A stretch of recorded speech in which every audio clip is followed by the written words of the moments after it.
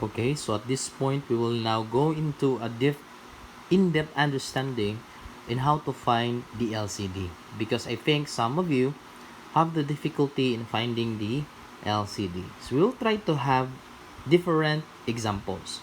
So for example, number 1, I have here 1/2 minus 2/3 is equal to 3/4, for example.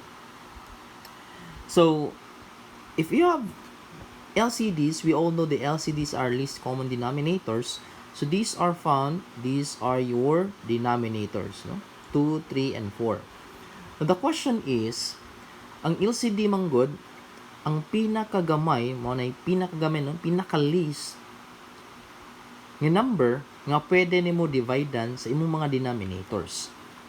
So we have 2, 3, and 4. What will be the very least number nga pwede nato dividean sa tanang number? Way back in my elementary, na i-trick manggod ani, no?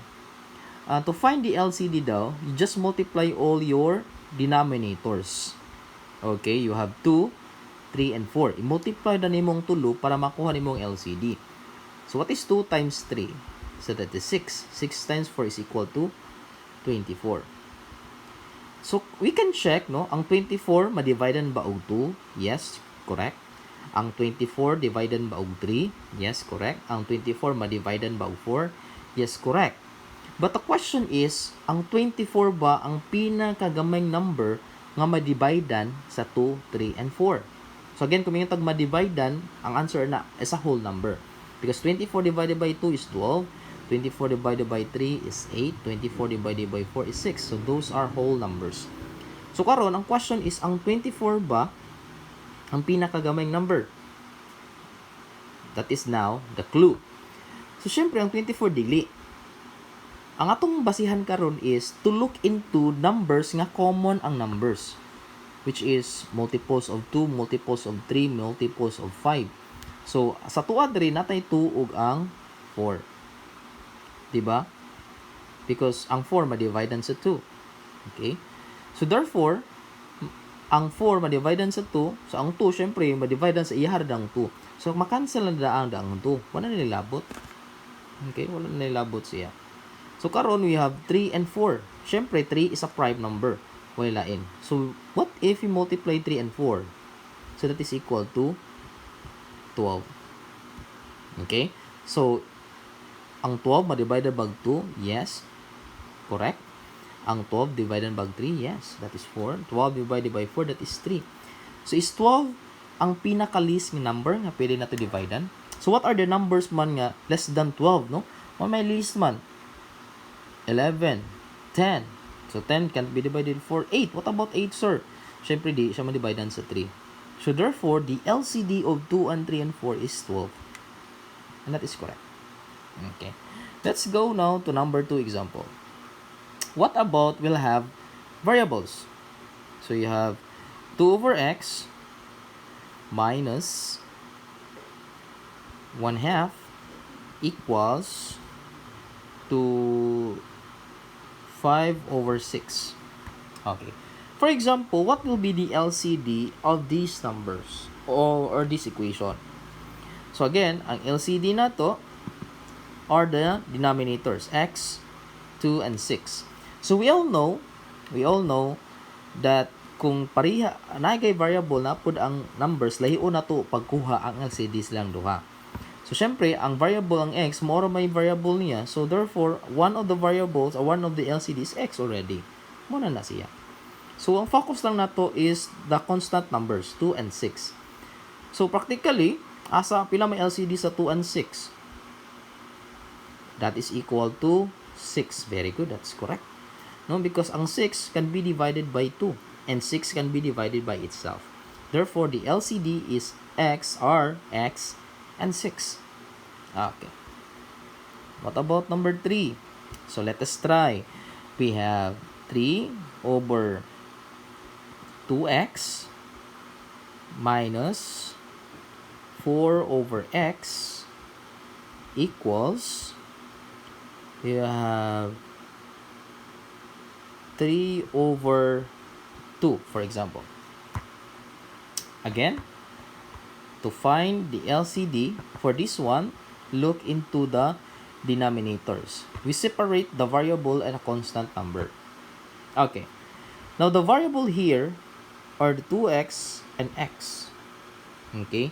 But then again, we can separate 2 since 2 is actually the numerical coefficient of 2x.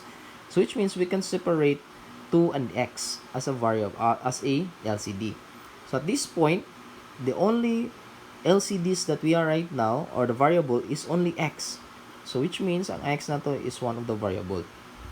We have the numbers with 2 and 2. So practically, 2 is also our LCD. Okay. Let's have another example, number 4. What about you have x over x plus 1 minus 2 over x is equal to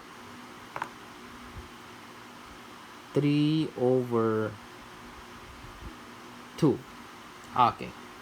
So what if you have this kind of example? What will be the LCD? So now, at this point, if you observe, your x plus 1 and x and 2 are the denominators. So at this point, x plus 1 is a different variable with x. Not with the same this one, because it will serve as a numerical coefficient.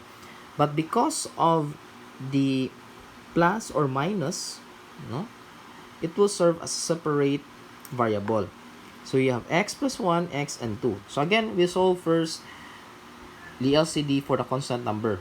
We only have only 2 as a constant number. So which means the 2 is already part of our LCD. Now, your x plus 1 and x are 2 separate variables. So which means ang x plus 1 is your LCD, as well as your x is also your LCD. So di man na pwede nimong i-separate nimo ang positive 1 kay x ay kapihon ra nimo. No. So these are our LCDs. Number 5. What about you have 4 over x minus 2 plus 5 over x plus 2 is equal to 1 over x minus 2. So what will be the LCD for this one?